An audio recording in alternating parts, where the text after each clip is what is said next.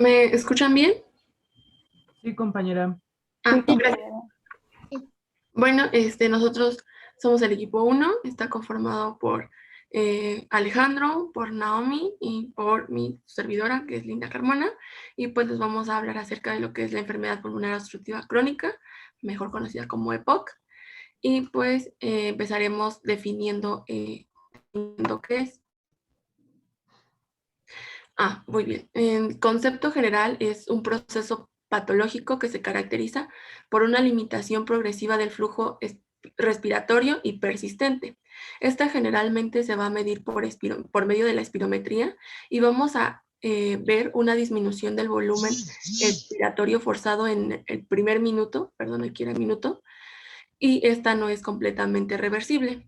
Y una capacidad vital forzada que se expresa en porcentajes de FEBI entre FBC menor al 80%, que ahorita lo vamos a explicar en lo que sería el diagnóstico, debida o producida por cambios estructurales en el parénquima pulmonar y en las vías aéreas, asociados a una inflamación crónica y aumentada de las vías respiratorias. La Sociedad Torácica Americana y la Sociedad Europea Respiratoria añaden que esta es una enfermedad prevenible, tratable y que se acompaña de consecuencias sistémicas significativas que ahorita vamos a ver en la fisiopatología. En este trastorno vamos a tener tres conceptos o tres, bueno, creo que los vamos a ver un poquito más a fondo en la fisiopatología, que nos van a ser de suma importancia para entender lo que sería la enfermedad pulmonar obstructiva crónica.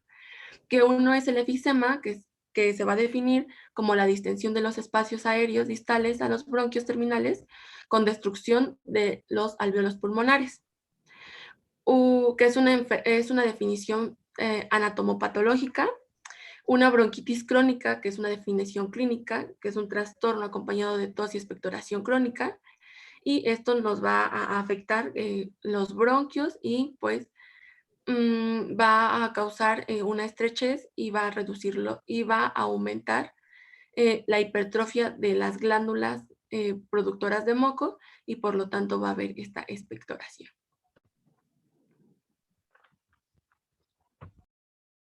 Bueno, ahora en la etiología tenemos que en el EPOC está básicamente causado por estos 5 aspectos, pero el más importante viene siendo el tabaquismo, que como bien hemos visto en toda la literatura, pues menciona que el tabaquismo es el 80%, produce el 80% de los casos de las personas que tienen EPOC. Tenemos también que otra etiología importante vienen siendo las infecciones recurrentes debido a la constante inflamación que existe en las vías respiratorias. También el uso de combustibles orgánicos, específicamente los combustibles de biomasa, debido a que estos pueden provocar la exposición de las personas hacia el humo, y esto igual puede provocar una inflamación constante. En cuanto a los factores genéticos, es importante tenerlos en cuenta debido a que aquí participan varios. El más importante de ellos es la deficiencia de alfa-1 antitrypsina, que básicamente esta proteína lo que va a hacer es que va a funcionar como neumoprotectora debido a que va a inhibir a la elastasa. La elastasa es una enzima que se encarga de digerir a las fibras elásticas de los alvéolos, y esta es producida durante los procesos inflamatorios. Entonces, lo que va a pasar aquí va a ser que si un paciente tiene la deficiencia de la alfa-1 antitripsina, lo que va a provocar es que si tiene historia de tabaquismo y también historia de uso de combustibles orgánicos, tanto en su trabajo o en su casa, es que va a ser más predisponente a desarrollar EPOC y en edades más jóvenes. Y también, pues, se menciona que es el envejecimiento, debido a que el envejecimiento, pues, como tal, se menciona que, como hemos visto anteriormente en las demás patologías, el envejecimiento muchas veces juega también un papel importante debido a que, evidencia la disminución de la función de los órganos a través del tiempo. También existen otros factores genéticos que debemos tener en cuenta. Se mencionaban que algunos factores genéticos podían provocar como que aumentara la acción de la inflamación. Otros factores genéticos también eran relacionados sobre el desarrollo del pulmón, debido a que, bueno, ahorita voy a poner bueno, de una vez. ¿Puedes pasar a la siguiente, por favor?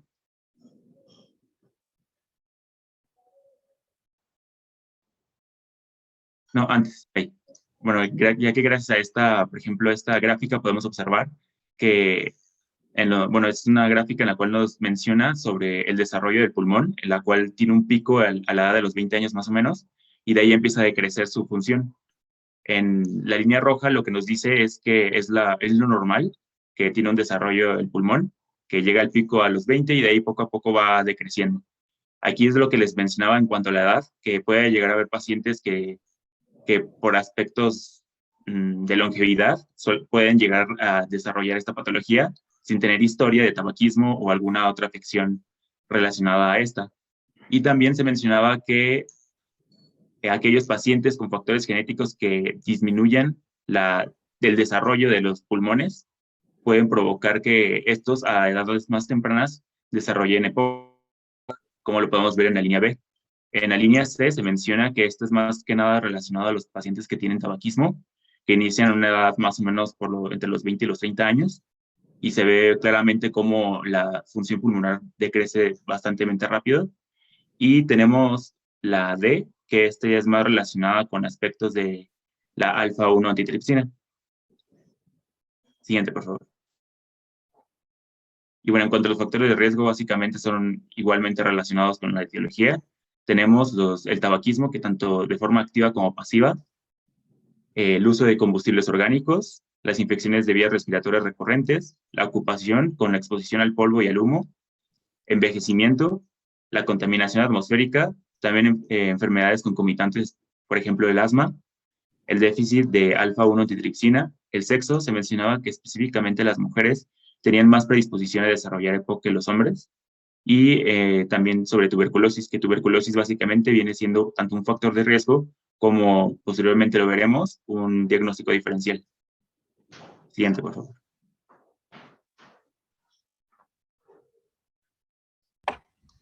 Bueno, ahora respecto a la epidemiología, se realizó un estudio sobre la carga mundial de enfermedades en el 2017 con información de enfermedades y factores de riesgo de 195 países y se colocó al EPOC como la cuarta causa de muerte en el mundo. En el año 2017, esta enfermedad fue responsable del 5.72% de todas las muertes, con más de 3 millones de muertes en todo el mundo, y se predecía que para el 2020 sería la tercera causa de muerte global, y como sabemos, así fue. Para el 2020, el EPOC se posicionó en el tercer lugar de causa de muerte en el mundo. Respecto a México, durante el año 2017 se estimó que el 4.07% de todas las muertes, es decir, casi 29,000 fatalidades, fueron por EPOC. Y en la última década en nuestro país, esta enfermedad ha fluctuado entre la cuarta y séptima causa de muerte, de acuerdo con estadísticas oficiales.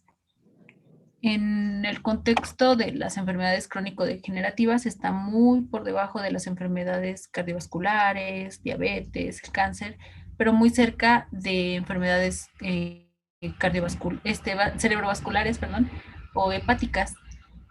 En México, pues la mortalidad por es menor al promedio mundial, es decir, pues ese 4.07% versus un 5.36%, que es el promedio mundial. ¿Y le puedes dar clic, por favor? Sin embargo, si se revisa a detalle la mortalidad para cada estado de la República, esta fluctúa, por ejemplo, del 2.89 en Baja California Sur al 6.32 en Aguascalientes, es decir, una diferencia de 2.24 veces dentro del mismo territorio nacional. Y ¿le das clic, por favor? En la figura se muestra la mortalidad por estado. Sin embargo, si se observa bien, no parece existir un patrón territorial bien definido. Más bien, estas diferencias geográficas de mortalidad podrían estar influidas por los mismos factores de riesgo. Y le das clic, por favor. Y en esta figura se muestra la mortalidad por sexo y por estado, sin que se observen pues muchas diferencias significativas. Igual se realizó un estudio llamado Platino en la Ciudad de México con pacientes mayores de 40 años y se encontró una prevalencia del 7.8% con un diagnóstico por espirometría, pero ya no se toma mucho en cuenta porque fue en el 2002 y pues obviamente ha habido muchos cambios en estos casi 20 años. Y le das clic, por favor. La morbilidad y los gastos que se derivan de las enfermedades respiratorias son enormes. Por ejemplo, se estimó, el Instituto Nacional de Salud Pública estimó que el costo anual de las enfermedades relacionadas con el tabaquismo, en este caso el POP, fue de 45,000 millones de pesos. Y esto correspondería de un 8 a un 15% del gasto en salud. Esto es una estimación nada más, porque se investigaron 4 padecimientos: EPOC, cáncer pulmonar, enfermedad isquémica miocárdica y enfermedad cerebrovascular. En el Instituto Nacional de Enfermedades Respiratorias, el gasto por EPOC fue de 52 millones de pesos por 508 pacientes, dándonos un promedio de 102,362 pesos por paciente. Eso sin contar los gastos que corrieron por parte de los bolsillos de los mismos pacientes. Entonces, pues sí se gasta mucho en estas enfermedades. Igual hay datos de que en Estados Unidos el costo anual total es de 36,000 millones de dólares para 13,000 millones de personas con EPOC. Entonces sí es una enfermedad muy, muy cara y que requiere mucho, pues sí, mucho dinero y la mayoría sale del gobierno. La que sigue, por favor. Bueno, y ahora les voy a hablar acerca de la fisiopatología. Entonces vamos a tener que, en la definición vimos que es la inflamación de las vías respiratorias y esto va a ocasionar una destrucción del parénquima pulmonar y de los alvéolos. Esta va a ser debida a la exposición de partículas nocivas, que como ya lo dijo mi compañero, pues la principal es el tabaco. ¿Qué van a ocasionar? Van a ocasionar una respuesta inflamatoria crónica que va a dañar las vías respiratorias y el parénquima pulmonar, lo que ocasionará la obstrucción del flujo aéreo. Esta va a hacerla a través de la bronquitis crónica, que va a ser un aumento en la producción y secreción de moco y un engrosamiento y fibrosis de las vías respiratorias debido a una remodelación inadecuada y a la ruptura de los alvéolos que nos va a ocasionar un efisema.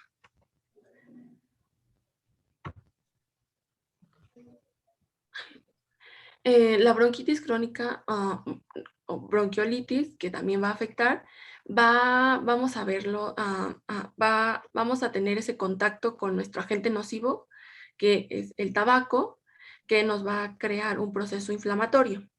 Este proceso inflamatorio va a ocasionar que las moléculas que son parte de la barrera anatómica de nuestros bronquios y de nuestros alvéolos reaccionen y empiecen a activar diversas citocinas o diversas células, como son los neutrófilos y los linfocitos, que van a ocasionar diversas acciones. Por ejemplo, primero la primera barrera va a estar va a ser los macrófagos. Estas van a activarse y van a producir destrucción de la matriz extracelular, lo que va a ocasionar que diversas células, como son los linfocitos y los neutrófilos, lleguen a la zona de lesión. Los linfocitos T se van a diferenciar en linfocitos CD8, citotóxicos, y van a empezar una destrucción en el parénquima pulmonar. Y los neutrófilos van a ocasionar liberación de sustancias capaces de degradar la matriz extracelular. Nuestro compañero nos mencionó una que es una muy importante que son una molécula muy importante que son las elastasas. Las elastasas, hay un equilibrio constante entre la producción y la eliminación de estas. Sin embargo, en los pacientes con EPOC se ha visto que está disregulada y hay un aumento en las antielastazas. Esto nos va a ocasionar un daño en la matriz extracelular y va a ocasionar una fibrosis, que es una mala remodelación. Esta va a ser debida a el factor de crecimiento transformante tipo alfa y tipo beta, que ahorita vamos a ver cuáles son las acciones. La beta es la que va a funcionar en este remodelado, en este mal remodelado, ya que pues va a ocasionar que lleguen los fibroblastos y empiecen la remodelación.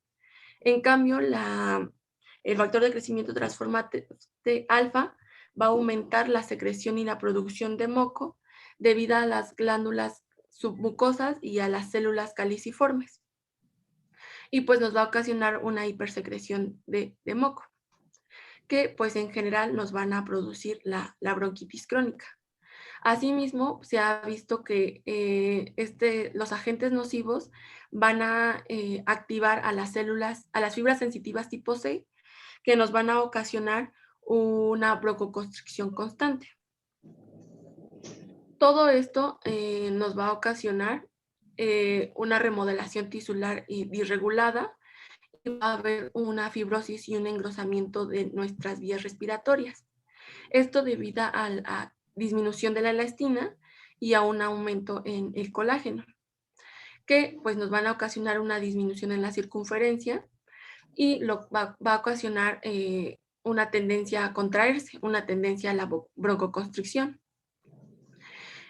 Normalmente, pues en la inspiración lo que se hace es aumentar el volumen debido a que el diafragma desciende, y lo que permite que lleguen el suficiente aire el suficiente oxígeno hacia los alvéolos.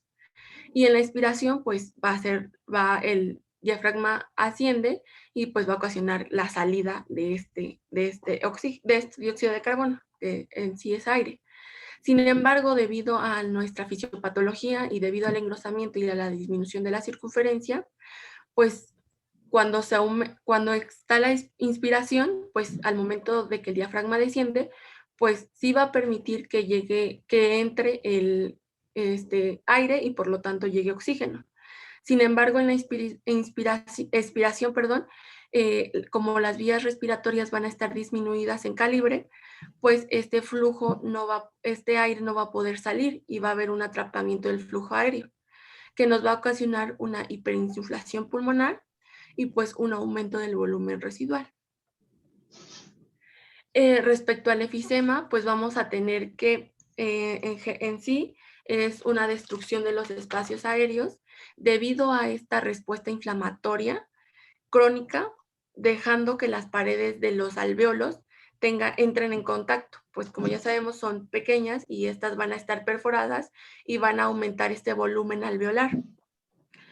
Esto pues nos va a ocasionar esta comunicación alveolar y por lo tanto los espacios aéreos van a ser más grandes. Normalmente la presión inspiratoria va a ser de 700, bueno, vamos a tener ciertos valores. La presión inspiratoria va a ser de 757 milímetros de mercurio, la presión atmosférica va a ser de 760, la presión inspiratoria va a ser de 763. Estas presiones van a ser fundamentales, ya que pues debido la presión inspiratoria va a ser menor, lo que va a ocasionar que pues entre el aire hacia nuestros pulmones, porque la presión atmosférica va a ser mayor. Y la presión expiratoria pues esta es mayor y pues va a ocasionar que el aire salga. Sin embargo, debido a esta destrucción de los alvéolos, pues va a haber un mayor volumen y una menor presión. Y pues al momento, a nivel inspiratorio, pues va a funcionar bien porque pues va a disminuir y es lo normal, que la presión inspiratoria sea menor. Sin embargo, en la presión expiratoria, pues esta también va a disminuir, lo que va a ocasionar que no salga el aire por completo de nuestros pulmones y va a ocasionar esta hiperinsuflación y por lo tanto no va a permitir un buen intercambio gaseoso. Ahora, pues ya tenemos como las bases de nuestra fisiopatología, que nos va a producir una obstrucción, inflamación en las vías aéreas, una bronquitis o bronquiolitis, un efisema y pues va a ocasionar daños sistémicos. Los principales pues van a ser a nivel muscular y esquelético y cardíaco. Debido a esta inflamación sistémica, va a ocasionar una pérdida de peso en nuestro paciente debido a factores, a citocinas proinflamatorias como es la interleucina 1, la interleucina 6 y el factor de necrosis tumoral alfa. Y asimismo se ha visto que van a ocasionar osteoporosis debido a una actividad osteoclástica aumentada. También se ha visto que ha ocasionado disfunción muscular en el músculo esquelético y una atrofia de este. Y a nivel cardíaco se ha visto que va a aumentar una molécula que es la proteína C reactiva, que va a ocasionar una inflamación en el endotelio, que su función principal a nivel cardíaco va a ser que ocasione la ruptura de la placa de ateroma y por lo tanto pues cree diversas alteraciones a nivel cardíaco. También se ha visto que tiene relación con la ansiedad por estos factores inflamatorios, sin embargo pues no se sabe muy bien cuál es la fisiopatología de la producción de la ansiedad.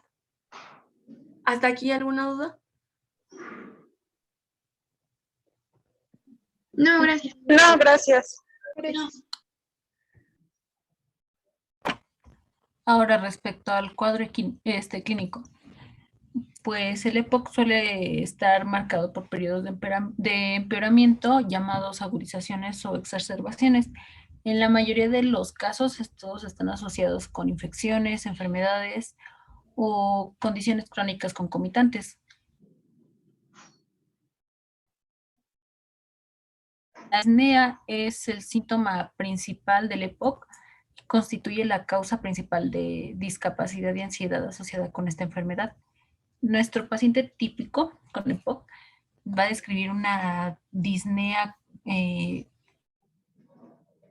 un esfuerzo mayor para respirar, la presencia de agitación, pesadez en el pecho, opresión, falta de aire o incluso hasta ahogamiento.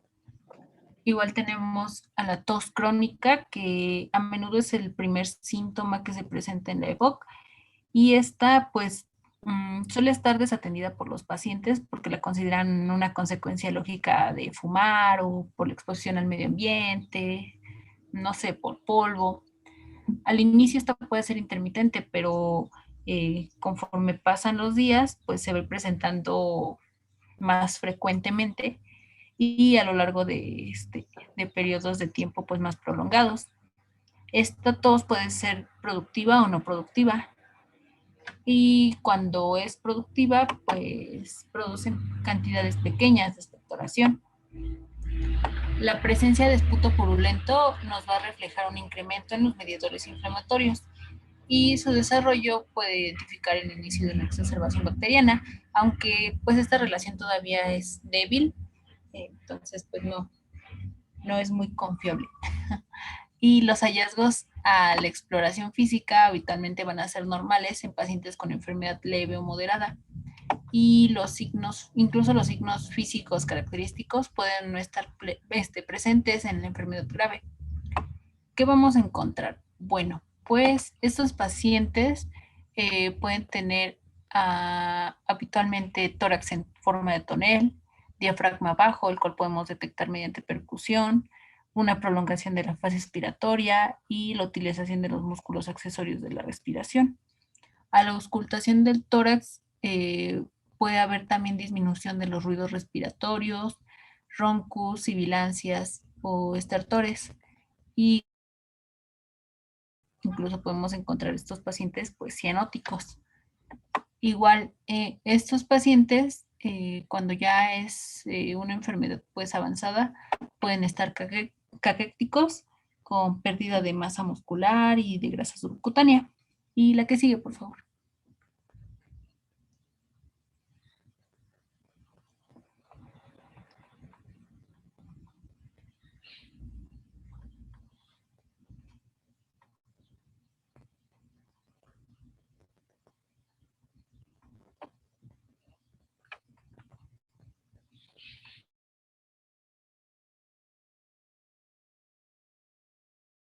sospecha de EPOC, pues se le debe mandar a que le hagan una espirometría con prueba de broncodilatador para confirmar el diagnóstico. Se recomienda el uso de espirometría con broncodilatador en poblaciones mayores de 40 años que han sido expuestas a factores de riesgo como tabaquismo, pero que hayan sido más de 10 paquetes en un año, al humo de leña o con síntomas respiratorios o incluso hasta sin síntomas respiratorios.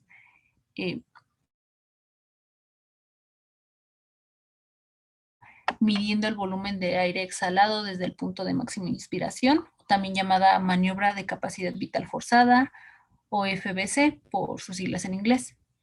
Y la otra variable a medir es el volumen de aire exhalado durante el primer segundo de la maniobra de FBC, de la capacidad vital forzada. Este se conoce como volumen expiratorio forzado, igual por sus siglas en inglés. Y le das clic, por favor. En el caso de México, los algoritmos de referencia que se recomiendan son los de Pérez Padilla, Platino o en su defecto NAGES 3, ya que estos son los que mejor se ajustan a nuestra población. La presencia de obstrucción al flujo de aire se establece cuando la relación del volumen expiratorio forzado en el primer segundo entre la capacidad vital forzada después del broncodilatador es menor a 0.70. Este criterio pues es fácil de aplicar, pero puede no diagnosticar la presencia de obstrucción y también tiene un riesgo de falsos positivos en personas mayores de 60 años sin factores de riesgo. Por favor. Sin embargo, pues lo seguimos usando como gold estándar.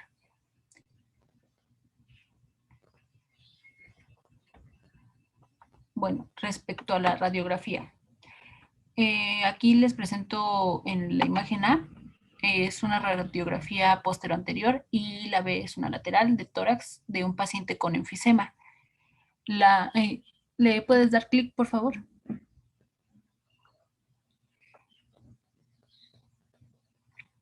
Creo que son 3 flechitas las que tienen que aparecer.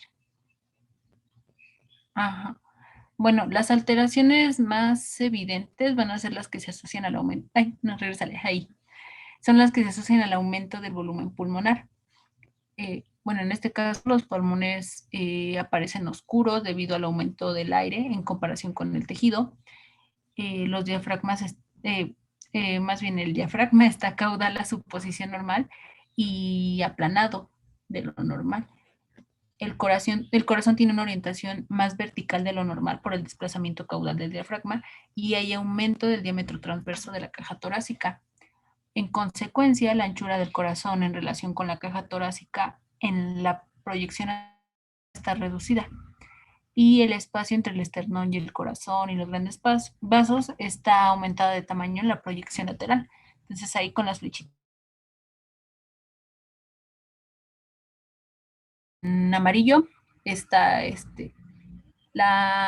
desplazamiento del corazón. En la flechita azul nos está marcando el oscurecimiento de los pulmones y la flechita roja nos está marcando el espacio entre el esternón y el corazón y los grandes vasos, el cual es de tamaño. Y la que sigue, por favor.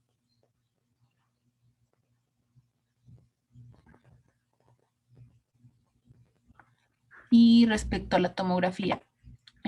Bueno, esta es una tomografía computarizada axial de alta resolución, de corte de 1 milímetro del tórax de un paciente con enfisema en la carina traqueal. Para ubicarnos, el pulmón derecho está a la izquierda. Y bueno, ¿le puedes dar clic, por favor?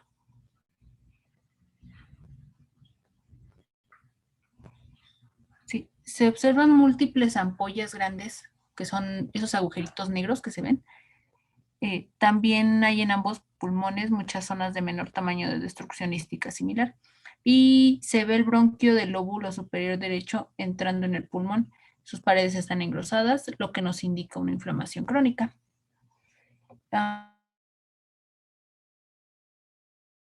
Se puede plantear la medición de la...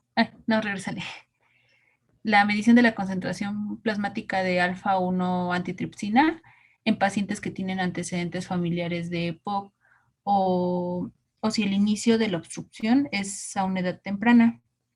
Pero pues este estudio casi no se utiliza y se tiene que complementar con un fenotipo y un genotipo para confirmar el diagnóstico. Entonces, pues sí se vuelve un poquito más difícil. Y ahora sí, ya la que sigue, por favor. Y pues con respecto a los diagnósticos diferenciales, pues vamos a tener que hay diversas patologías que nos van a crear un cuadro clínico semejante. Sin embargo, pues es muy importante en esta patología darnos cuenta que el estar en contacto con agentes nocivos es un punto fundamental, además de que el EPOC generalmente se presenta en personas adultas. Se puede hacer diagnóstico diferencial con asma, sin embargo, pues generalmente se va a descartar debido a que estés en la infancia, normalmente, sin embargo, también puede haber casos de asma en adultos. Estos son síntomas paroxísticos y de intensidad variable, lo cual pues en el EPOC va a ser un síntoma constante. En predominio en la noche o por la mañana, pues en el EPOC va a ser constante el cuadro clínico, y pues la alimentación del flujo aéreo va a ser variable y a menudo es reversible, que lo que vimos en el EPOC, pues que sí se puede revertir, pero no por completo. Se puede hacer diagnóstico diferencial con bronquioectasias, que pues también va a crear un abundante esputo y va a ocasionar estertores sobre los campos pulmonares. Sin embargo, pues ya vimos que pues con radiografías pues vamos a poder descartar las patologías y vamos a encontrar diferencias en cada una de estas. Se puede hacer diagnóstico diferencial con insuficiencia cardíaca izquierda, que pues vamos a ver ensanchamiento de la silueta cardíaca y signos radiológicos de congestión pulmonar. Y también se puede hacer diagnóstico diferencial con tuberculosis, cáncer de pulmón y hipertensión pulmonar, que pues generalmente vamos a necesitar otros estudios de laboratorio para poder diferenciarlos.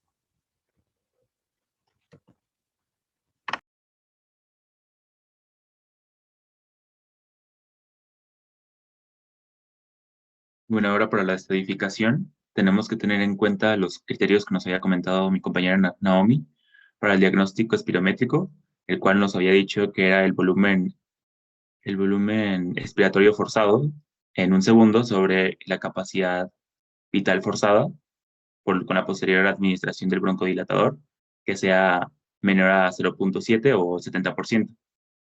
Bueno, a partir de esto vamos a tomar a nuestro paciente y vamos a hacerle la evaluación de la limitación del flujo aéreo, la cual está dada por Gold, que, bueno, básicamente lo que aquí tiene como estudio es específicamente el volumen de expiración forzada, el porcentaje de en el cual nos dice que se va a encontrar en Gold 1 aquel paciente que tenga mayor o igual al 80%, Gold 2 se encuentra entre 50 y 79, Gold 3 entre 30 y 49 y finalmente Gold 4 se encuentra menor a 30. A partir de ello vamos a clasificar a nuestro paciente en la evaluación ABCD, ya que esta evaluación ABCD nos va a dar el parámetro para realizar el tratamiento adecuado. Entonces, para realizar esto, necesitamos primero ubicar en la historia clínica que el paciente nos va a referir antecedentes de exacerbaciones, que anteriormente también mi compañera estaba comentando, que estas exacerbaciones se dan cuando hay un cuadro agudo de alguna infección, tanto bacteriana como viral, que pueda acrecentar la disnea, la expectoración o la tos, o el cuadro clínico que nos había comentado mi compañera, y estas muchas veces pueden provocar hospitalizaciones. Es por ello que se dividen en dos grupos, como lo podemos observar aquí.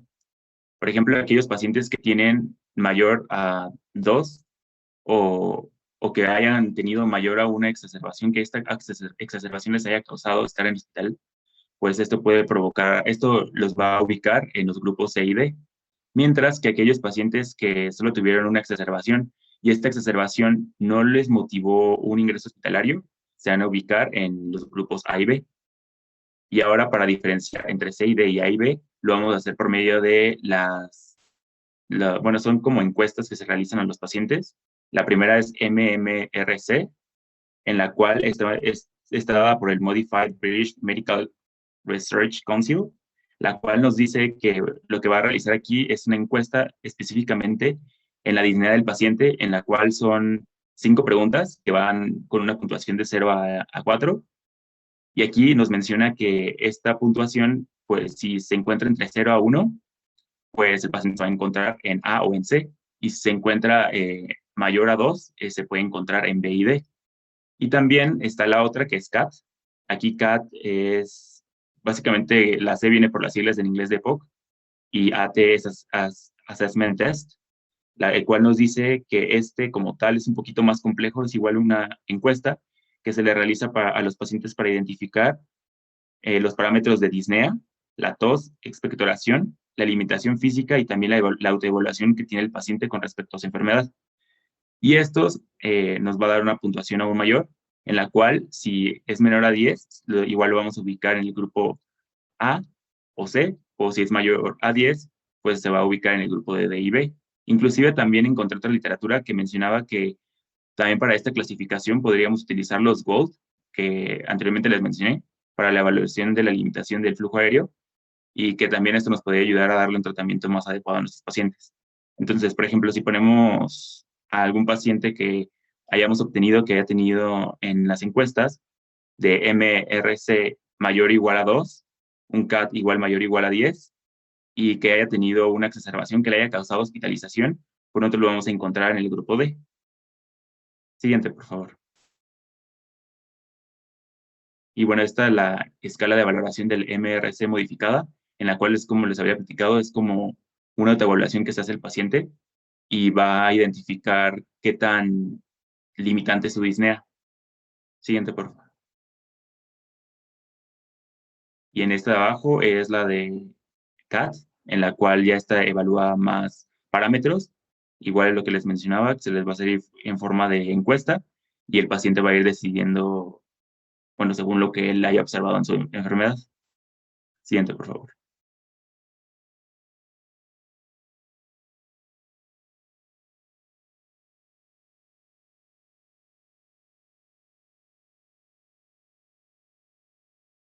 Y bueno, ya como tal podemos ir al tratamiento.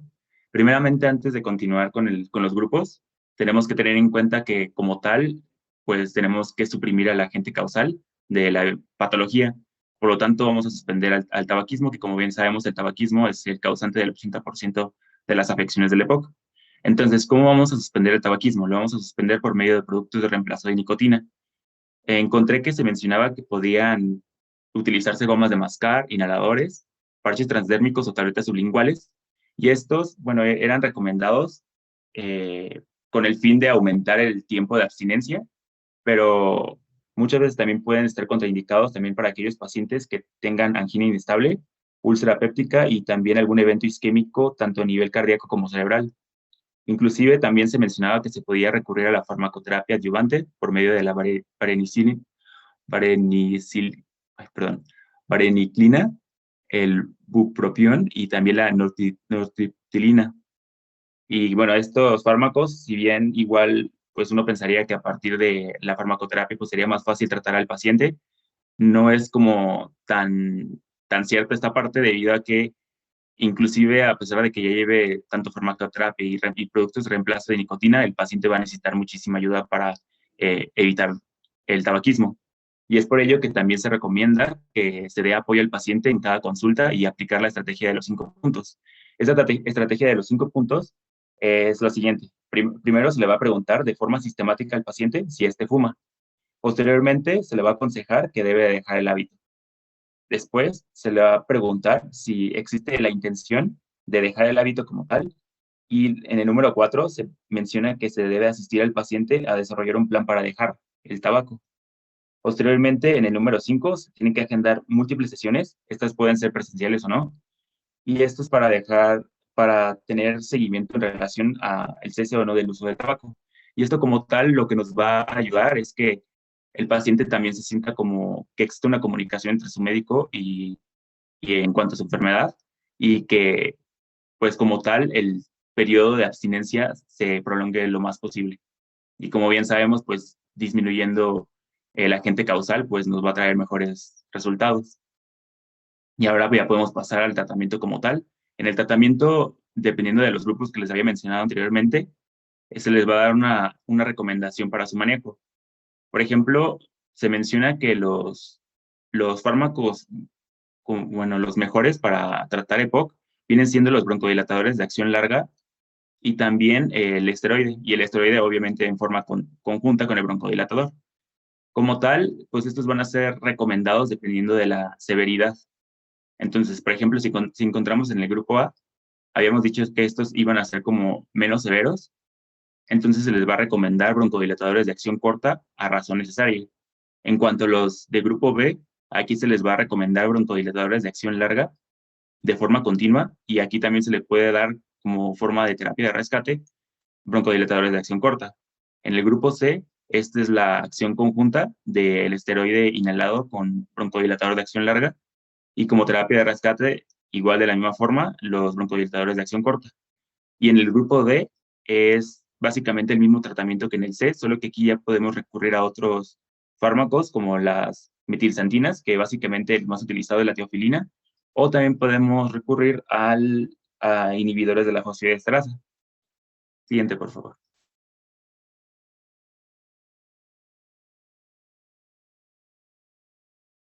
Bueno, aquí lo que podemos observar es que como tal, la farmacoterapia que más que nada nos enseña la guía de práctica clínica son los broncodilatadores y los corticosteroides.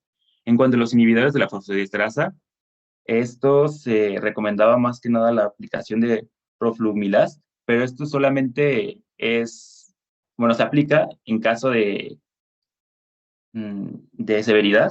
Como les había comentado, se aplica en los grupos D, pero tiene bastantes efectos adversos, como náusea, hiporexia, dolor abdominal, diarrea, alteraciones de sueño, cefalea, y también inclusivamente puede provocar depresión. Y de hecho también se mencionaba que este no podía administrarse de forma conjunta si dábamos metilsantinas. Y bueno, empezando como tal con los broncodilatadores, tenemos a los beta-2 agonistas, que como bien sabemos, estos van a funcionar para estimular a los receptores beta-2 del músculo liso del árbol braquial, y lo que va a hacer es que va a producir la broncodilatación. Estos se van a dividir en dos grupos, que son los de acción corta y los de acción larga. Los de acción corta, como el ejemplo que tenemos, es el salbutamol, que pues está bueno, la duración de la acción es de entre 4 a 6 horas.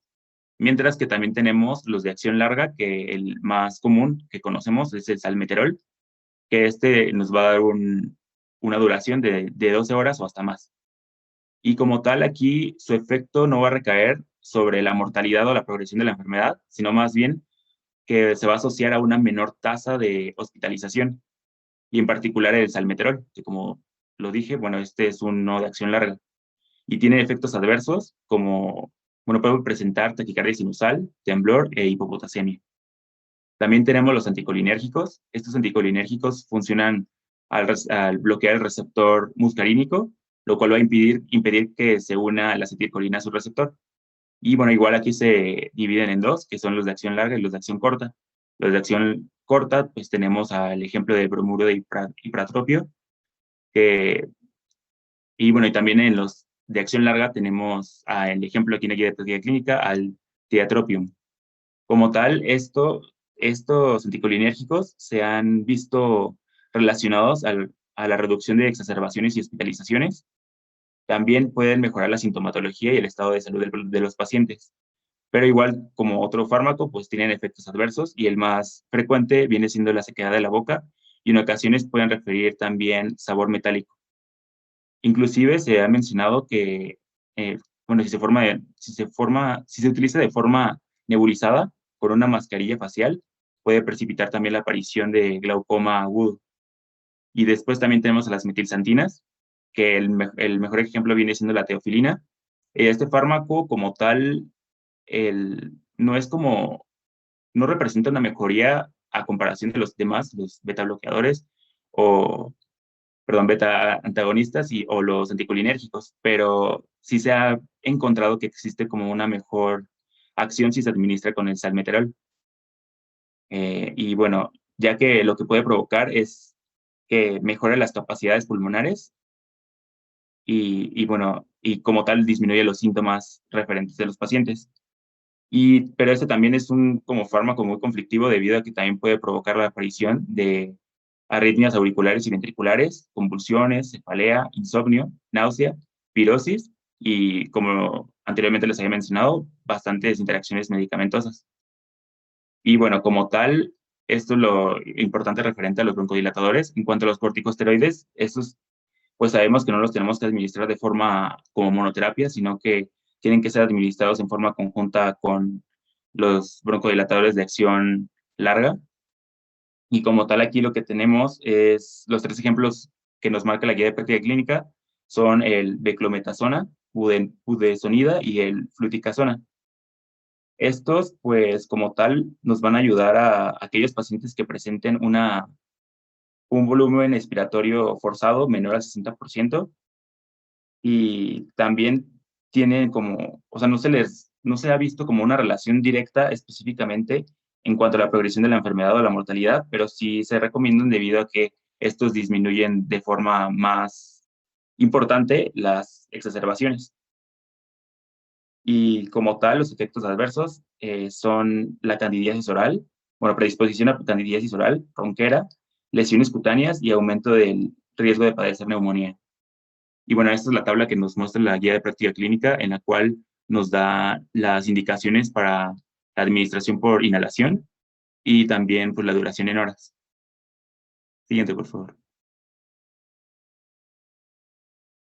Y bueno, después tenemos otros tratamientos que podemos recurrir igual.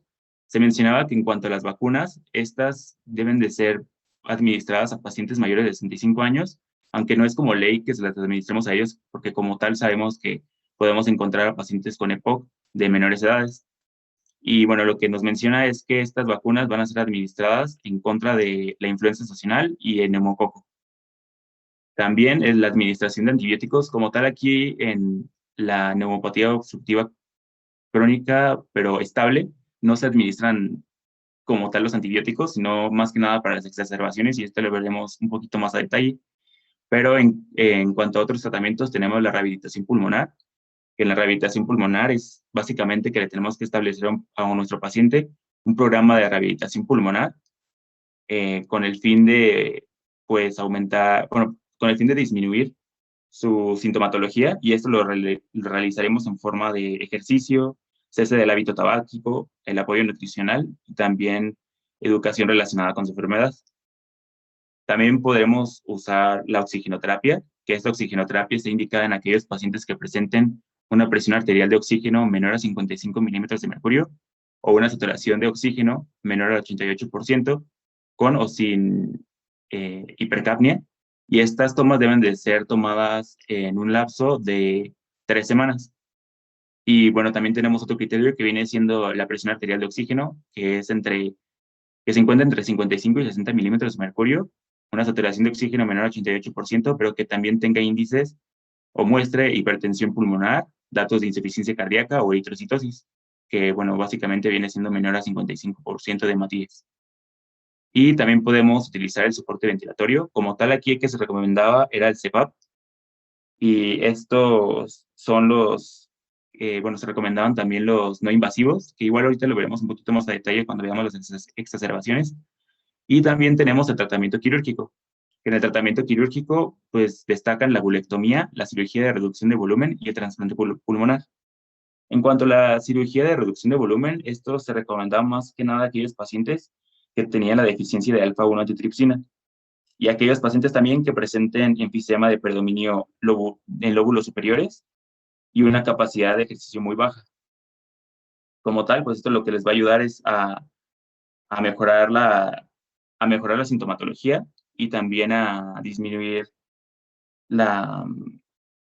el, el riesgo de que los estemos ingresando al hospital de forma constante.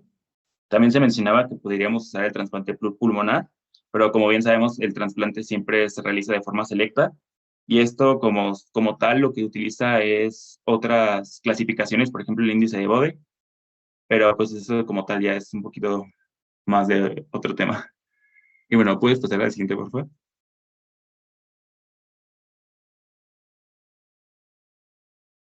Y bueno, ahora sí, en cuanto al tratamiento de la neumopatía obstructiva crónica exacerbada, tenemos al manejo intrahospitalario.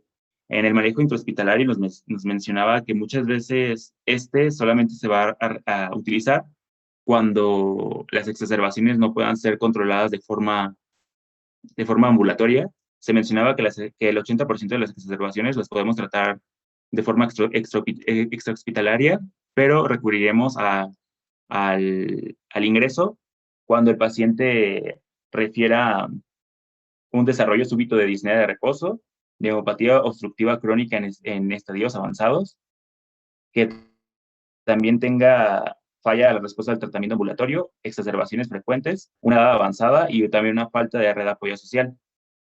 Como tal, aquí el tratamiento es muy parecido a lo que les había mencionado antes, con los broncodilatadores y los corticosteroides. Y posteriormente tenemos al tratamiento de antibióticos, que aquí ya es más importante.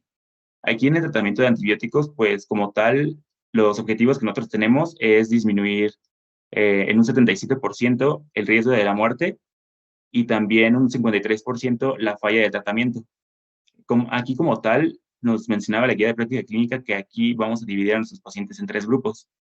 El grupo 1 va a ser aquellos que no se les haya administrado antibióticos en las últimas 6 semanas y que en un año hayan mostrado menos de 4 exacerbaciones. Aquí lo que se les va a recurrir es la administración de amoxicilina o doxiciclina, en amoxicilina con las dosis de 500 miligramos por 3 días durante 7 a 10 horas, a 10 días. Y bueno, de 7 a 10 días es más o menos lo común que se administra esta antibiótica terapia. En cuanto a la doxiciclina, esta se administra de 200 miligramos el primer día, posteriormente son 100 miligramos cada 24 horas, igual de un periodo de 7 a 10 días. En cuanto a la segunda condición, son aquellos pacientes que se utilizaron antibióticos en las últimas 6 semanas y que han demostrado más de 4 exacerbaciones al año, además de que tuvieron una falla del tratamiento. Esta falla del tratamiento, la guía de práctica clínica nos menciona que se caracteriza por un deterioro clínico que se da después de las 72 semanas de haber iniciado el antibiótico y tampoco haya no haya demostrado mejoría después de los 7 a 10 días del mismo tratamiento. Entonces aquí nos menciona que podemos administrar 2, que es la cefuroxima acetil, a una administración de 250 a 500 miligramos cada 12 horas durante 7 a 10 días, o la amoxiciclina clavulanato, que es por 500 miligramos cada 8 horas durante 7 a 10 días. Y en caso de que tengamos pacientes que pues muestren alergia a betalactámicos, pues vamos a administrar claritromicina o acitromicina igual con sus respectivas dosis. Posteriormente tenemos a la exacerbación grave del EPOC o aquellos que tengan un EPOC muy, muy grave y falla el tratamiento por segunda vez, se va a recurrir a la levofloxacina y a la mixifloxacina.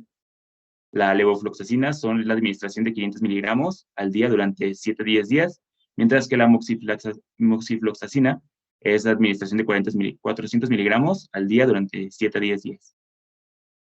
Y después también vamos a utilizar otras terapias como el soporte ventilatorio, la oxigenoterapia, y también tenemos que tener en cuenta el egreso y el reingreso. Siguiente, por favor. Aquí este es sobre el soporte ventilatorio. Para el soporte ventilatorio tenemos que irnos directamente a las indicaciones de la admisión de la unidad de cuidados intensivos, que esta más que nada son aquellos pacientes que muestran una disnea grave, que no responde al manejo inicial, también que tengan cambios en el estado neurológico y que lo presenten como confusión, letargo o coma, aquellos pacientes que presenten persistencia o progresión de la hipoxemia, que es la presión arterial de oxígeno menor a 40 milímetros de mercurio, o acidosis respiratoria, en caso, bueno, como lo hemos observado anteriormente, pues es menor a 7.25. Y estos signos son a pesar de haber utilizado oxígeno suplementario y también ventilación no invasiva. También en aquellos pacientes que necesiten asistencia mecánica ventilatoria y en aquellos que requieran, que tengan una inestabilidad hemodinámica como tal. Entonces, lo que vamos a hacer aquí es que una vez que se hayan pasado las indicaciones de admisión de la unidad de cuidados intensivos, vamos a identificar las indicaciones para el tipo de soporte mecánico. Como tal, aquí tenemos dos, que es el no invasivo y el invasivo. En el no invasivo, pues, es que cumpla con al menos una de las siguientes, como la acidosis respiratoria, la disnea grave, y bueno, entre otras que podemos observar aquí. Y en cuanto al invasivo, es en aquellos pacientes en el cual la mecánica ventilatoria no invasiva no haya funcionado, que presenten paro respiratorio cardíaco, apnea con pérdida de la conciencia, una disminución del estado de alerta con agitación psicomotriz y esta que no cesa a la sedación. También en aquellos pacientes que presenten bradicardia con pérdida del estado de alerta, inestabilidad hemodinámica y que no va a responder a los vasopresores y bueno, entre otras que podemos observar aquí también. Siguiente, por favor.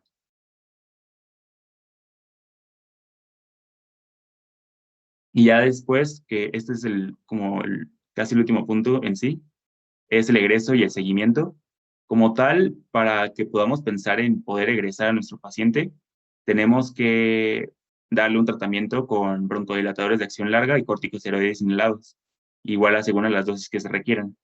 Los requisitos como tal son un adecuado control del tratamiento, el uso de beta-2 agonista de corta duración a intervalos de 4 horas como terapia de rescate, que el paciente sea capaz de deambular en su habitación, que pueda comer, dormir y sin presentar disnea, que haya una estabilidad clínica y de gases arteriales por un periodo de 12 a 24 horas, que el paciente o su cuidador comprenda el modo del empleo de tratamiento y que este paciente tenga una adecuada red de apoyo social y que cuente con todos los elementos terapéuticos necesarios, o sea, que el cuidador sepa lo que hace, que tenga el paciente oxígeno domiciliario, alimentos y medicamentos.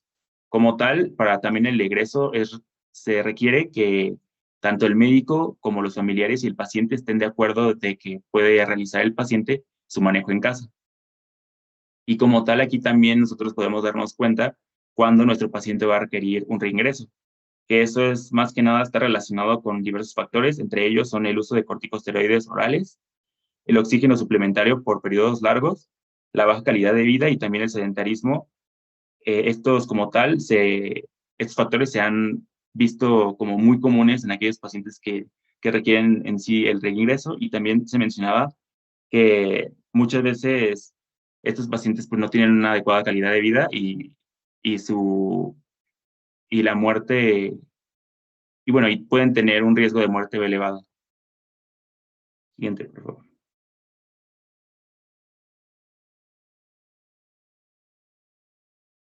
Y ya eso sería todo de la exposición.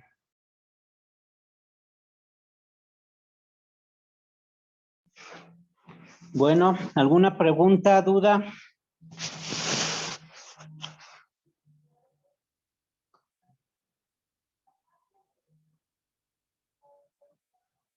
¿Nadie? Pues nada más para mencionar que en los pacientes con EPOC se recomienda que se compren un espirómetro y pues que lleguen a su meta terapéutica con él para tratar de mejorar su capacidad respiratoria.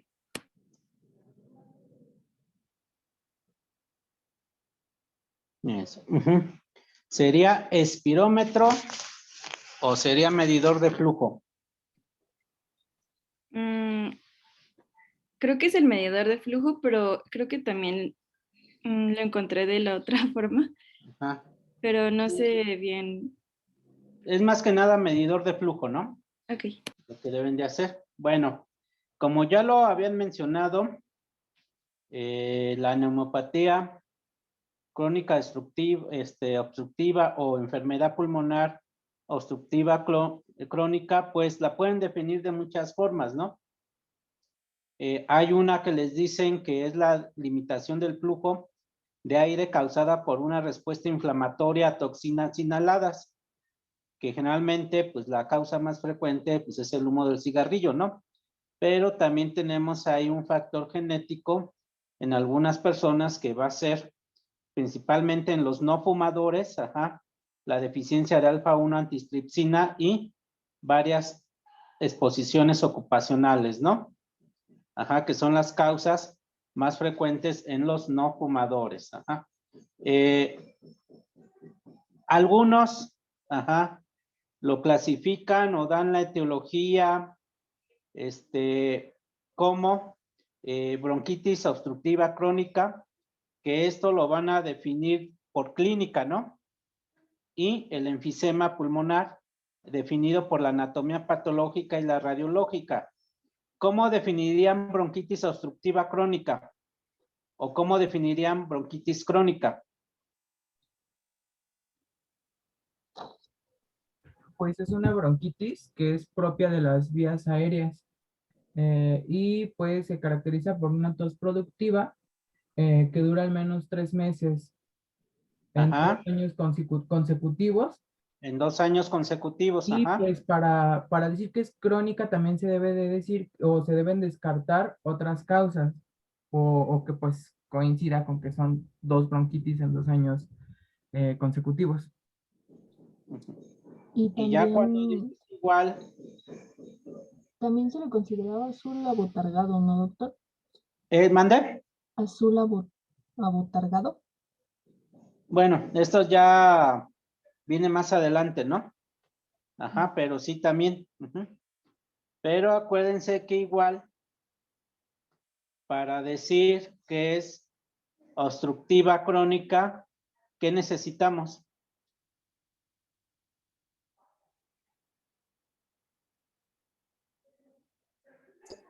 La espirometría, ¿no?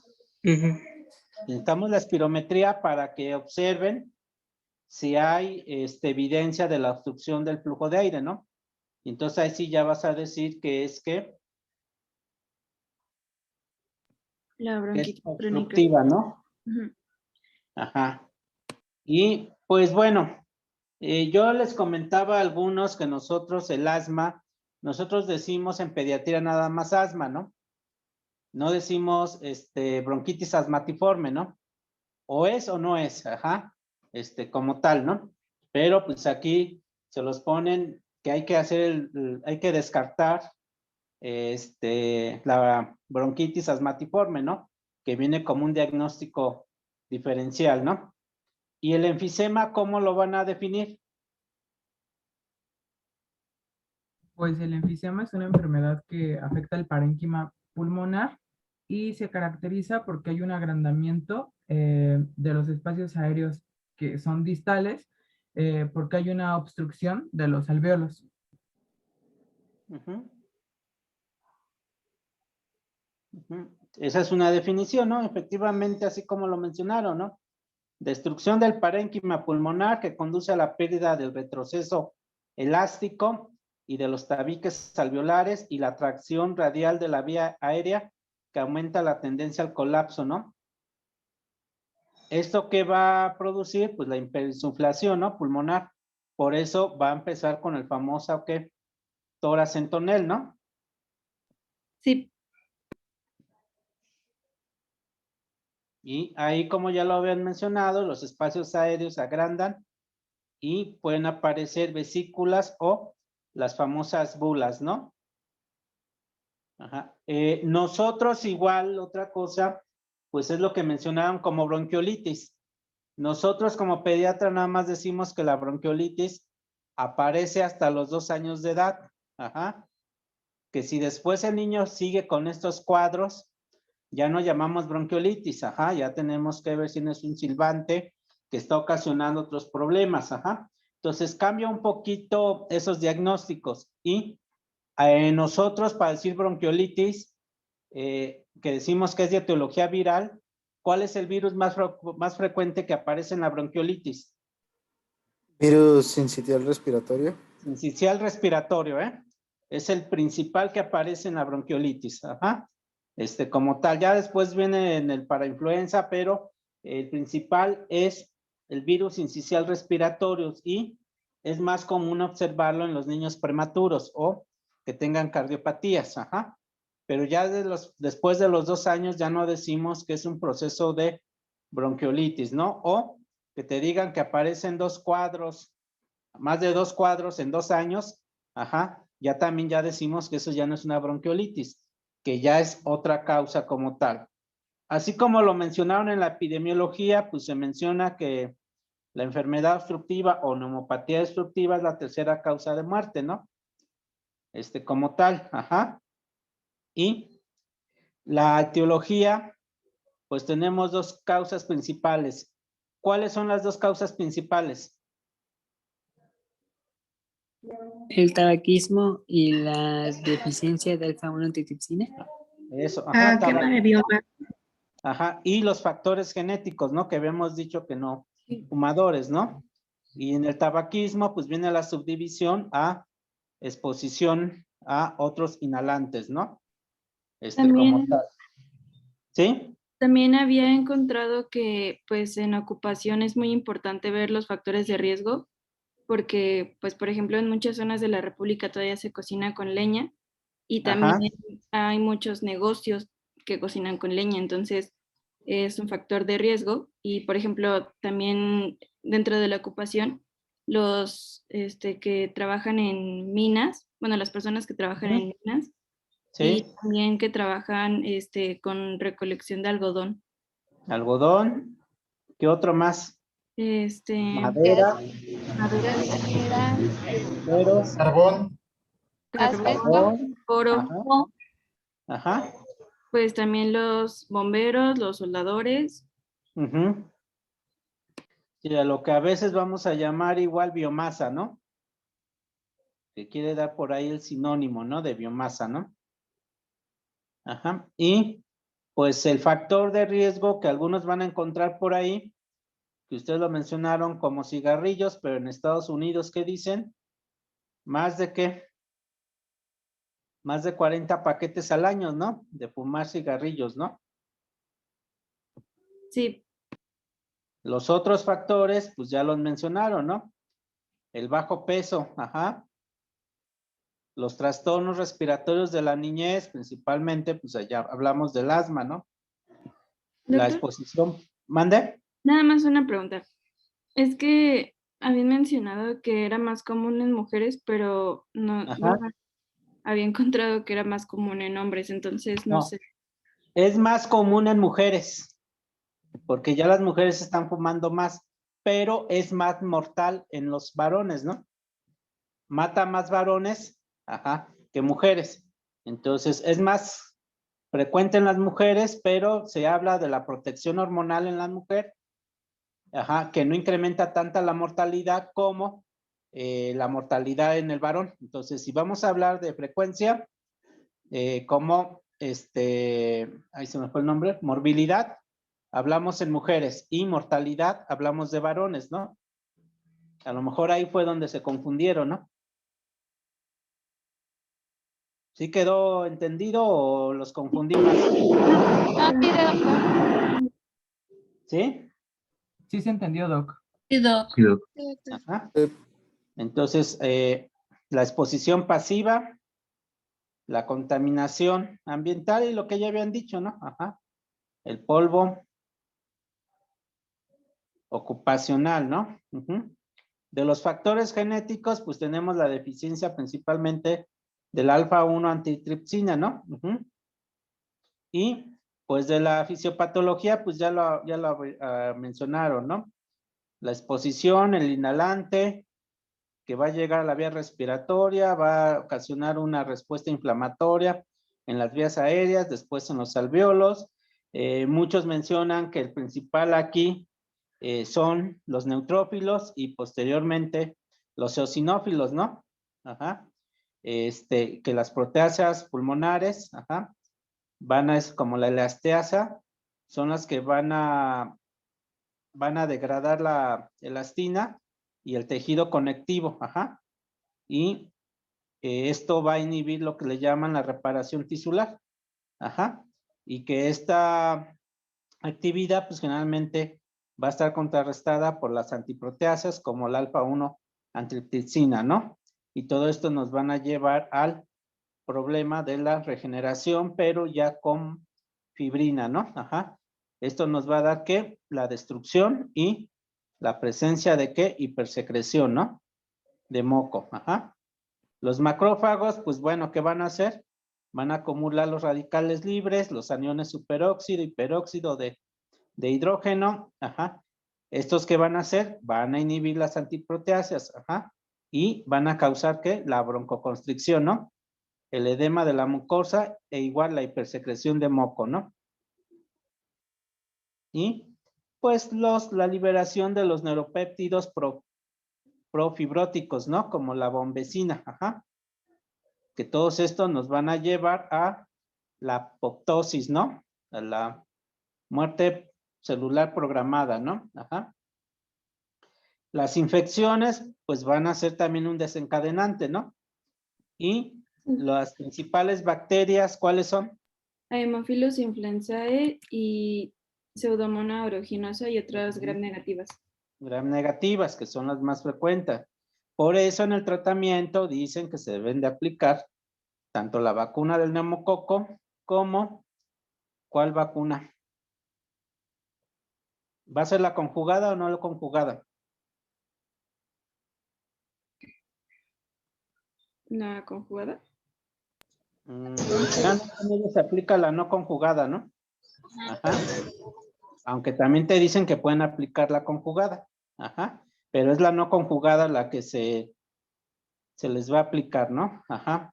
¿Y cuál otra vacuna se les debe de aplicar? Lo de influenza. La de la influenza también se deben de aplicar, ¿no? Ajá. Las complicaciones principales que vamos a tener, ¿cuáles? Cor pulmonare, insuficiencia cardíaca derecha y también hipertensión pulmonar. Ajá, hipertensión pulmonar. Esto igual va a ser lo mismo de que se estén enfermando constantemente de infecciones respiratorias, ¿no? La pérdida de peso, ajá. El cor pulmonare que ya mencionaron, ajá. Esto mismo también va a ser, ajá, que aparezcan otros trastornos coexistentes, ajá, que van a afectar la calidad de vida, como cuáles. La osteoporosis, la depresión, la ansiedad, las coronopatías, ajá, el reflujo gastroesofágico, ¿no? Sí, Y acuérdense, ellos viven ¿con qué? ¿Con qué desequilibrio gasométrico? ¿Dónde? hipercapnia. Gasométrico. Ajá. Acidosis Acidosis, ¿qué? Acidosis Respiratoria. respiratoria. Acidosis respiratoria mal controlada. ¿Ah? Esta misma acidosis nos puede llevar posteriormente a ¿qué? Una hipercapnia. Bueno, ajá. ¿Pero a qué nos puede llevar esto? ¿A la muerte? No a la muerte, porque ellos luego toleran más. Si es A una agudo, ¿a acidosis qué? Si es metabólica. crónico. Generalmente ellos es crónico. ¿A cuál? Una acidosis metabólica. No, No, es que Acidosis láctica. no, que ya lo vimos en clase. ¿Una insuficiencia qué? ¿O un síndrome de insuficiencia qué? Respiratoria. Respiratoria crónica, pero también les puede dar la aguda, ajá, y si la lleva la aguda es por lo que puede venir el fallecimiento, ajá. Más o menos la literatura les dicen cuánto tiempo viven estas personas. Menos de 10 años. Promedio 10 años, ajá, promedio 10 años, es el promedio, ajá. Entonces, generalmente te dice que puede ser un síndrome de insuficiencia respiratoria aguda o SIRPA, o lo más frecuente es que sea una crónica. La misma hipoxemia y la misma hipercapnia que te van a mencionar ahí, PO2 menor a 50 y PCO2 mayor de 50, ¿qué puede ocasionarles? Ajá. ¿Qué es lo que llegan a tener estos pacientes? Cefalea, ¿no? ¿Sí lo vieron? Ajá, la cefalea. Y pues los signos y síntomas, pues también ya los mencionaron, ¿no? Ajá. La tos productiva, ajá. La disnea, la cefalea, ajá. Que principalmente es ¿qué? ¿De tipo qué? Tensional. Matinal, en la mañana, ¿no? Que va a estar dada por qué? por la hipercapnia o, Hipercapnia. o la hipoxemia nocturna, ¿no? Ujú.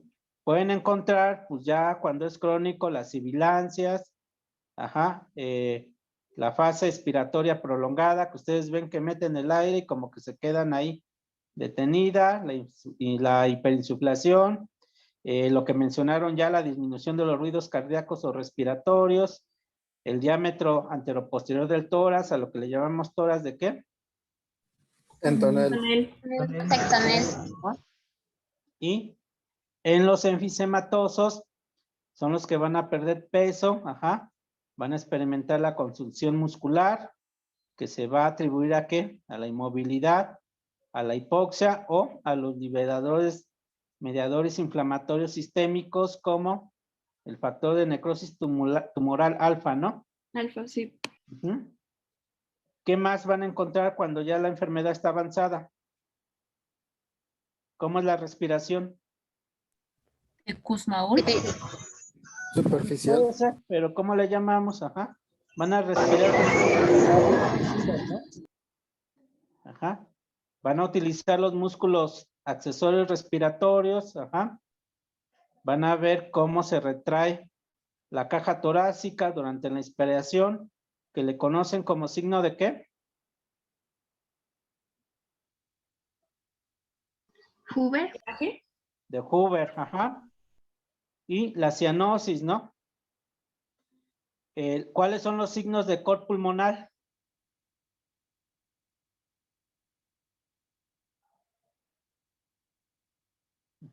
La distensión de las venas del cuello, el desdoblamiento del segundo ruido cardíaco, con acentuación en componente pulmonar, la insuficiencia triscupidia y el edema periférico, ¿no? Y pues otra complicación, pues puede ser que se rompa y nos dé ¿qué? Un neumotórax espontáneo, ¿no? Que es una forma de que también llegan a fallecer. Ya aquí, pues ya mencionaron para hacer el diagnóstico, yo no me lo sabía tampoco, para serles sincero, el MMRC, ¿no? La medición de la disnea utilizando el cuestionario de British Medical Research Council, ¿no? Modificado, y Sí, doctor. vamos a ver las exacerbaciones, ¿no? Las exacerbaciones agudas, ¿cuáles son?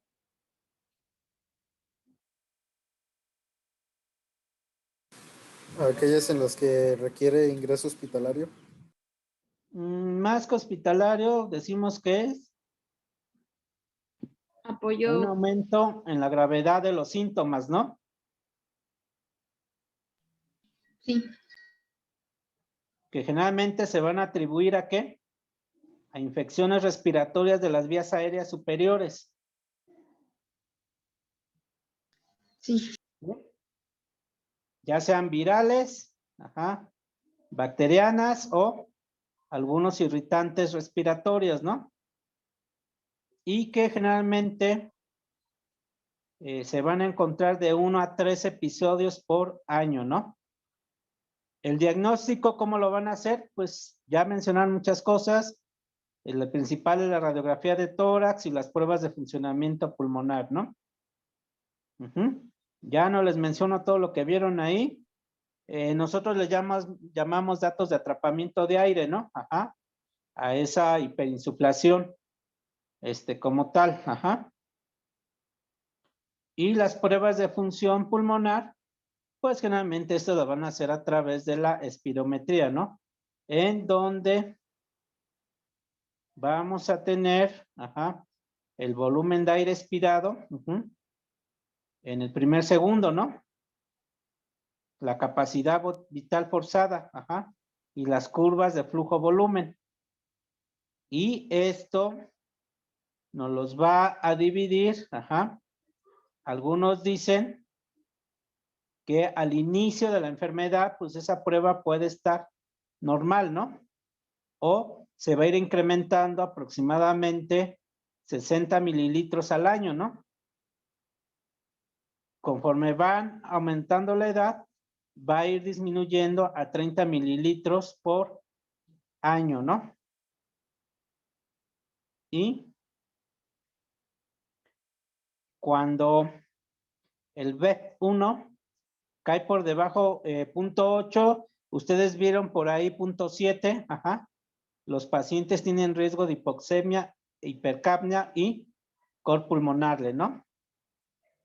Lo que mencionaste, pues ya es la nueva clasificación de Gol, pero ¿qué significa esto? Ajá, que antes decíamos que era leve, menor del 80% del valor predicho, moderado del 50 a 79% del valor predicho, grave de 30 a 49% del valor predicho y muy grave, menor a 30 del valor predicho. Actualmente, ¿qué es? Gol 1, Gol 2, Gol 3 y Gol 4, ¿no? El tratamiento, bueno, la otra que tenemos, pues es hacerle la prueba para ver si no tiene deficiencia de alfa-1 antitripsina, ajá, la tomografía de tórax, ajá, algunos les dicen que hay que hacerle ecocardiograma, también para descartar otros problemas, ajá, para descartar principalmente las causas de que la disnea sea cardíaca, ¿no? ¿Y por qué? Porque a veces puede ir asociado una enfermedad pulmonar obstructiva crónica ¿a qué?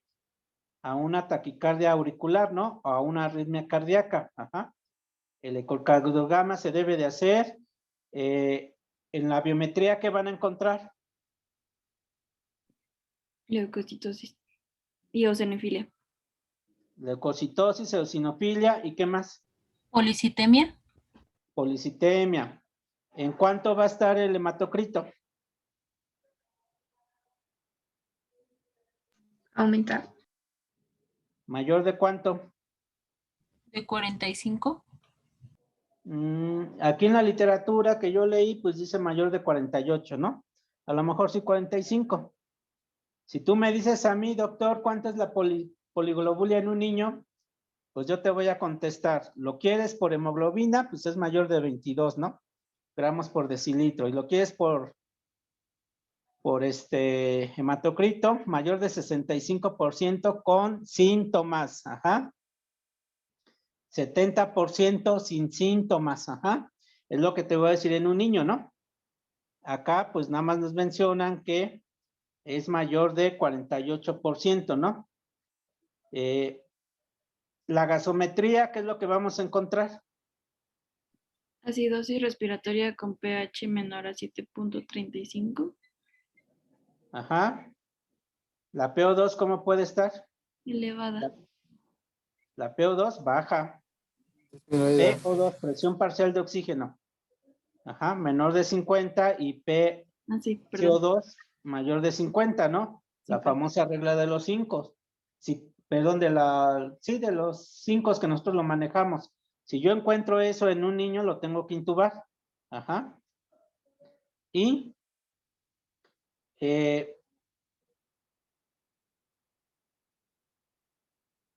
¿cuál es el pronóstico? Bueno para la vida, malo para la función. Pues yo no diría bueno para la vida ni para la función, ¿no? Yo lo diría malo. ¿Por qué? Porque se están enfermando constantemente. Puede ameritar. Ajá. Hospitalización. Entonces yo no lo veo. Quizás al inicio sí sea bueno, ¿no? Pero ya posteriormente es tanto para la función como para la vida es malo, ¿no? ¿Y cuál es el tratamiento? Beta-adrenérgicos. Primero que esteroides inhalados. Dejar de Primero que fumar. tienen que dejar. Si es la causa de fumar, tienen que dejar de fumar, ¿no? Sí. Ajá. Si es ocupacional, pues tienen que dejar ese trabajo también, ¿no? Y buscar otro que no les ocasione el problema, porque si no, vamos a continuar. Ajá. Segundo, una dieta, ¿no? Tienen que llevar una dieta, ajá. Tercero, ya ahí entran, ¿qué? Los broncodilatadores, que fue lo que mencionaron, ¿no? Después de los broncodilatadores, ¿qué siguen? La rehabilitación pulmonar, ¿no? La oxigenoterapia, ajá. Y el tratamiento de las exacerbaciones que pueden ser, como ya lo mencionaron, con antibiótico, ¿no? ¿Cuál es el que vamos a utilizar primero?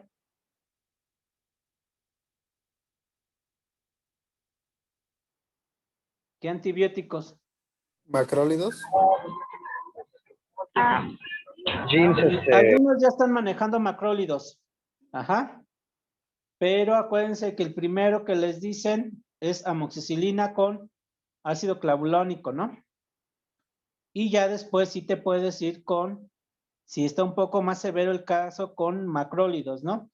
Mencionados eritromicina, la literatura menciona más acitromicina, ¿no? O una cefalosporina de segunda generación como la cefuroxima. Ajá. De los beta agonistas, pues bueno, efectivamente, para ayudar un poco a la exacerbación, pues vas a necesitar primero al que le llamamos de rescate, ¿no? De acción corta, que es el salbutamol. Y posteriormente, pues tienes que dar un beta bloqueador de acción larga como salmeterol o formoterol. Ajá. En cuanto a los anticolinérgicos, ajá, el primero, pues es el bromuro de hipatropio, ¿no? El problema es que por el tiempo de vida media, pues lo tienes que estar dejando cada 8 o cada 12. Entonces, ya ahora sí, ya aparece el el itatropio, ajá, que es el que se puede utilizar una vez al día. Entonces, va modificándose. En cuanto a los vasodilatadores, ajá, pues tenemos ahí los inhibidores de la fosfodiesterasa 4, ajá, pero pues también no son medicamentos leves, son medicamentos que salen un poco caros, ajá, y esto también va a llevar las condiciones a que el paciente no lo pueda adquirir, ¿no? El seguro luego no se los da, ajá, a duras penas te va a poder dar por ahí el salmeterol, ajá, no te da formoterol, dicen que es mejor formoterol que salmeterol, y entonces pues hay muchas variaciones, ajá. ¿Alguna pregunta hasta aquí? Sí. Doctor, ¿la teofilina ya no se utiliza? Menciona que no se debe de utilizar, ajá, por los efectos colaterales, ¿no? Pero si no tienes, pues lo tienes que meter, tienes que dar teofilina, ¿no? Y que la vas a utilizar cuando no te están respondiendo a tus beta antagonistas, ajá, tipo 2, ajá, pero se refiere que ya no se debe de utilizar. ¿Qué te puede ocasionar la teofilina?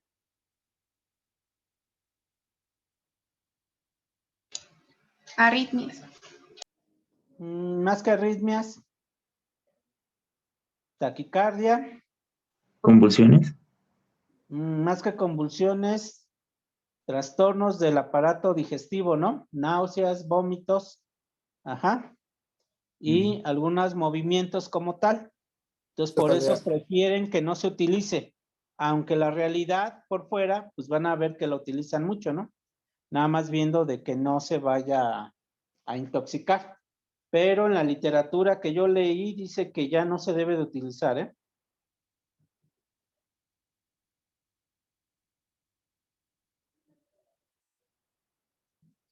¿Alguna otra pregunta? Creo que no, doctor. ¿Ya quedó más claro? Sí. Sí. Sí. Bueno, pues ya los dejo descansar. Ajá, ya mañana vemos asma. Igual, asma, como se los dije, es muy diferente en los niños que en los adultos.